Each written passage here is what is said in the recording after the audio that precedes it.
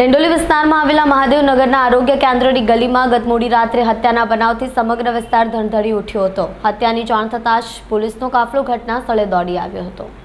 Textile અને diamond city Surat શહેર crime city તરફ આગળ વધી રહ્યું છે। એક પછી એક ઉપરાછાપરી હત્યાના કેસમાં ઉછાળો આવ્યો હોય તેમ લાગે છે। ફરી એકવાર શહેરમાં લોહિયાળ ઘટના બની છે।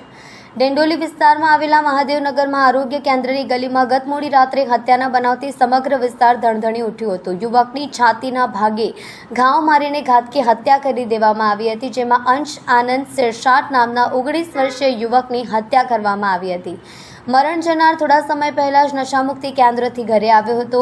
તેની જાણ થતાં જ પોલીસનો કાફલો ઘટના સ્થળે દોડી આવ્યો હતો। પોલીસે ઘટના સ્થળેથી સીસીટીવીને આધારે તપાસ હાથ ધરી હતી। આરોપીઓને પકડવા ચક્રો ગતિમાન કર્યા છે।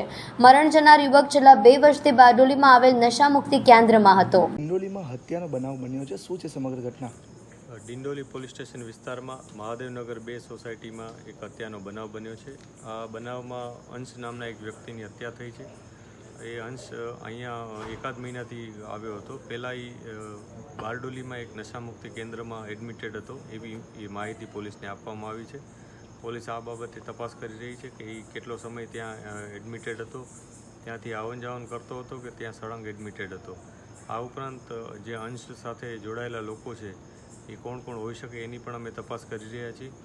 આ ઉપરાંત સીસીટીવી કેમેરા અને અન્ય જે ઇન્ફોર્મેશન હોય, ટેકનિકલ ઇન્ફોર્મેશન, તદુપરાંત અમે જે હ્યુમન રિસોર્સ અમારા હોય છે એના થકી અમે તપાસ કરી રહ્યા છીએ કે આમાં જે પણ સસ્પેક્ટ વ્યક્તિ હોય એની અમે આઈડેન્ટિફાઈ કરી અને પછી એની આગળની કાર્યવાહી કરવા પ્રયાસ કરી રહ્યા છીએ। પ્રાથમિક વિગતમાં કંઈ સામે આવ્યું હોય?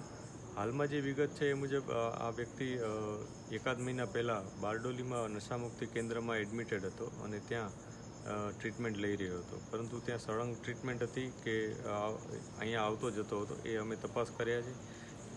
એની સાથે લોકો કોણ કોણ જોડાયેલા હતા એ જગ્યાએ અને અહીંયા પણ કોણ એની સાથે એના મિત્રો હતા એની તપાસ અમે કરી રહ્યા છીએ।